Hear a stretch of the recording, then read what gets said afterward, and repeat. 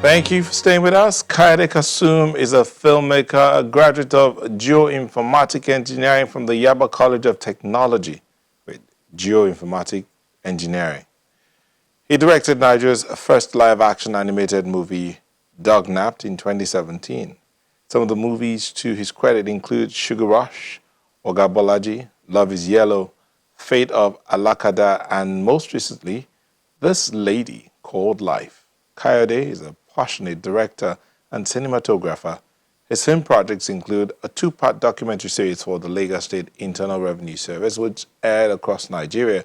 He's created and directed music videos, TV series, and shot campaigns for brands like Forbes, Ndani TV, DHL, Manchester United, Best Ever Food Review Show, Belvedere Vodka, and on and on and on and on. But he studied he studied geoinformatic engineering. Kayode, good morning. Good morning. How are you today?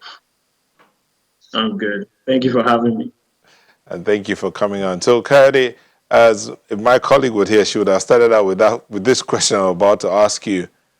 What is geoinformatic engineering got to do with movie making? I guess nothing exactly, but it's one of the things where I think most Nigerians kind of go through it, where you have to finish school before you can try something different. So it's some one of those things I did to just please my family before I took on the path of wanting to make films. Okay, so you've had some. I mean, your the works you've done are enormous, quite interesting ones at that. Sugar Rush was one of the big films that when it came out, and Oga Bolaji, The Fate of Alakada. My sister loves that movie. Meanwhile, but how is it that what gave you that? I don't even know how to say this now. How do you feel when you hear people talk about your films? Um, Proud, happy. I mean, one of the things while during my course of my journey of trying to be a filmmaker was hoping that I could be able to connect with the Nigerian audience and just seeing people walking into the cinemas and hearing people laugh. And some of my movies, they're crying. People just sending me essays in my DMs on social media of how certain film touched them or how they reacted to certain films. It's I feel really proud. It's exciting. I'm always happy to see that. I mean, that's the joy of every filmmaker. So yeah, I just keep smiling like I'm smiling right now. But then this thing about directors is they're not exactly like the brains behind the idea. When we talk about the idea, so the director just comes in to interpret the producer's idea. So what gives you the nudge to take on any project whatsoever? I mean, I'm sure there are many producers who are reaching out to you, but what helps you decide which movie to take on? If I can find myself in the film, because there are certain projects that have come my way recently that I do tell myself, I think you need a female director for this film. I think you need this. If I can find myself in the film, if I go through a series of checks that I always have to ask myself, why are you doing this film and why do you want to do it?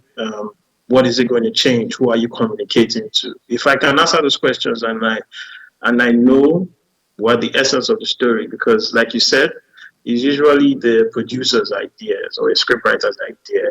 So I always try to have a meeting with the originator of the idea, and I kind of know their plan. And if it does fit into something I know that I can interpret, I do it. Um, yeah, sometimes I do have to write a whole essay to myself on why I'm making this film if it's so hard for me to find the reason why I'm doing it. But when I do find that special, magical thing I'm looking for in the script, and I love it, I do it on my heart. So are you saying, are you implying that you come first before the audience, or you're feeling like when you get that thing, then the audience will get it too? Is that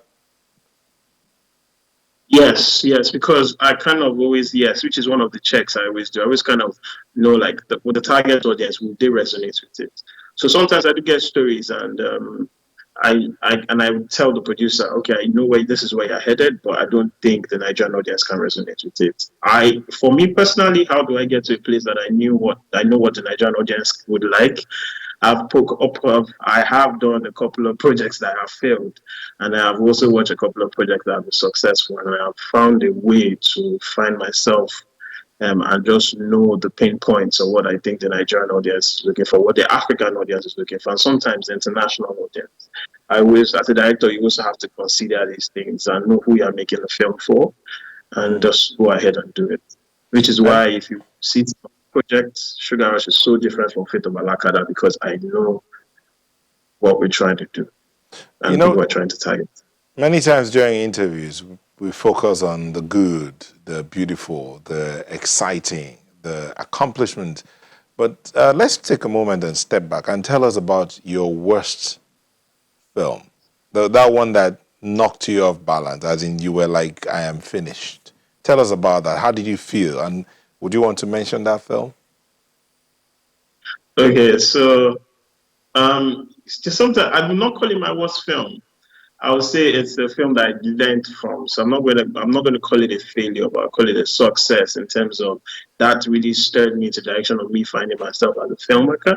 It was my first film. I was very ambitious. It's a film about a talking dog. And in my head, it was the greatest thing at the moment. It did have mixed reviews. A couple of people liked it, a couple of people did not like it. It's titled Dog Nap. But what making that film did for me was just show how brave I was in chasing my ideas and not being scared of it. And also just getting the audience's reactions from it just let me know where I was headed as a filmmaker. That film, Dog Nap, released in cinemas in 2017, changed my whole perspective about filmmaking. And I'm happy for what the film did for me, and I'm happy for where I am now and where I'm headed. No, so if you've learned from that, it was an animated film. Are you looking at another animated movie, or you've already done? You're done with animated films. I am. I'm looking forward to it. I am looking forward to it. Since I do know the elements, we've had a couple of successes that I'm proud of, and it's something that we're willing to try again. But this time with a different context, a different story, and we're hoping the Nigerian audience like it. We're Tell us hoping the that world one. likes it. Tell us that one movie you'd want to do again as it is. You've released it, but you want to do it again as it is. You're so excited about it. Which one would that be? That would be This Lady Called Life. It's out in cinemas already. Hmm. I love it. I like just seeing the reactions of people, how it's inspired them, because it's a movie that is very relatable to the situations in Nigeria now, and it's a movie that talks about limitations in the country and chasing your dreams, and just the reactions that we've been getting from that film. I love it. I want to do it again. Maybe try and change a couple of things. It's one film as a filmmaker, and as you know, too, as a creative, there's just one project that touches your heart, that really speaks with your voice that you love so much, and Indeed, it's this. indeed. So you're working with you've worked with some of the biggest names, and you've worked in different locations. Um, but what one location in Nigeria that you would want to go back to, or you're looking to work in, will be? I would like to shoot something in the north. It's a big idea. It's a big dream that I've always had, like wanting to shoot something in the north. I'm hoping that day will come, and it's something I really look forward to in terms of the scenery, shooting in desert-like situations. It's something I really look forward to. I've shot most of my productions in Lagos and Ibadan. I can't wait to explore the rest of Nigeria and also the world. So are you looking to do more action-related films, or you like the drama? I'm looking forward to something that will have a fusion of both. But I love it, man. I'm looking for something that have a fusion of both comedy, drama. I think recently people have kind of been tagging me as a comedy actor, but I'm really happy for the projects that I have coming out soon because they're not comedy or action themed projects. I can't wait for people to see what they think about it. But they're projects I'm really proud of. You shot Oga Bolaji in Nigeria and the US, right? Yeah, no, I shot Ogabolaji in Nigeria. It is screened in theaters in the US, around the world, around Africa too. Oga Bolaji is a tale of a retired 40-year-old musician. And it's just something like This Lady Called Life too. It just talks about the Nigerian situation. Oga Bolaji was a film about a man who had accepted failure. And the beauty in that film is how he finds himself in the chaos that's Lagos. Mm. So these stories you tell, beyond them going out to the cinemas and impacting lives, what do you hope to achieve? Would you be looking at them as classics in the next 20, 30, 40 years? Are you picturing them in that light? I think nobody really sets out to make a classic. But if they are classics, I'll be jumping and I'll be so proud of my of my works and my catalog. But I do make these films to let me just say I do see film as my ministry, and I do make films to inspire people to open up. I mean, we live in a country. I'm sorry, I hope it doesn't go dark, but we live in a country with so much limitations, and I grew up chasing my dreams through these limitations. And sometimes in the past, I wish there was somebody to talk to me about just maneuvering my way into the light. And that's what I do these films for, letting people know that I can relate with whatever struggles they're going through. And in a way, just find a way to put a little bit of jokes and romance here and there and just create a magical world, a world that you will watch on screen and wish, and just somehow you can relate to it and wish you were that person. If I Mm. can put, I always tell my colleagues and my partners that if I make a film that changes one person's life, just one person, I've done a great job. Talking about people of the older generation talking to you and you didn't get that kind of opportunity, are you creating that kind of platform for others who are coming behind you? Yes, I do. I mean, if you do follow some of my work on Instagram, I always create opportunities for fresh and new voices in the film industry, just like the same way I had the opportunity to create a film like Sugar Rush. When I did Sugar Rush, I only had two feature films under my belt. So somebody gave me the opportunity, and I've also been creating that platform for other young voices in the industry. I do see myself building a platform for a whole lot of people that are in the creative space to speak and just use my platform as a step forward into creating their future. Yes, I am working on that. God willing, it will be great. Amen to that. Now, there are those who believe that the film industry in Nigeria, indeed, it's enormous. It's one of the largest and fast growing, going real fast at that. But then it's as though it's not getting any support from anywhere outside. What would you suggest should be the way forward? I think gradually, first of all, we always try to compare Nollywood and Hollywood. But like Hollywood is 200 and something plus years old. Now Nollywood is maybe like 40 plus.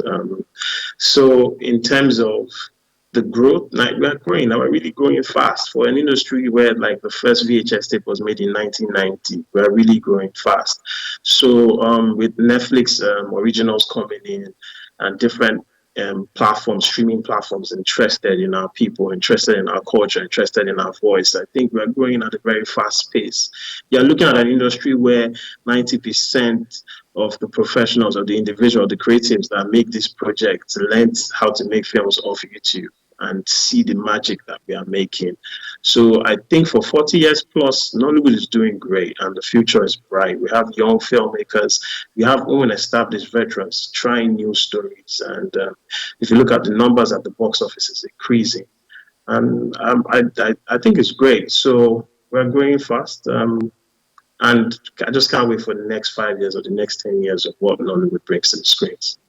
Okay, we'll take a moment and then we'll come back to look at the way for the future. What next? What's in the works? We'll look at that when we come back from this break. Just stay with us. Kayode Kasum is still with us, our artist of the week. So, Kayode, as we close, you did 7,860 minutes on Unbroken. Now, that's quite remarkable. But tell us, in your final words, what's the way forward, plans for the future, and advice to those coming behind? Way forward is keep dreaming. I think I do see film as a tool and mirrors our society. So if we're going to make a project, if I'm also going to be making a project, it has to be a project that's addressing issues and talking to the people, a project that's going to be relatable to my target audience. Future, the future is, I'm looking forward to making a lot of content for, and also exploring different platforms. One that do intend to make a couple of projects that will go internationally, and hopefully that clicks. Right now, my film is still in cinemas. This Lady Called Life. It's been streaming. It's our second week in cinemas now. Please, after the protest, maybe just take a step into the cinema, enjoy this beautiful story that is very relatable. That is filled with so much love. That was made with so much love, and it's a project that I'm very proud of, and I hope you like it too. Tell me what you think after you watch it. Thank you very much, Kayode Kasum, a filmmaker, our artist of the week. Thank you for sharing this day with us. Thank you very much. Thank you for having me.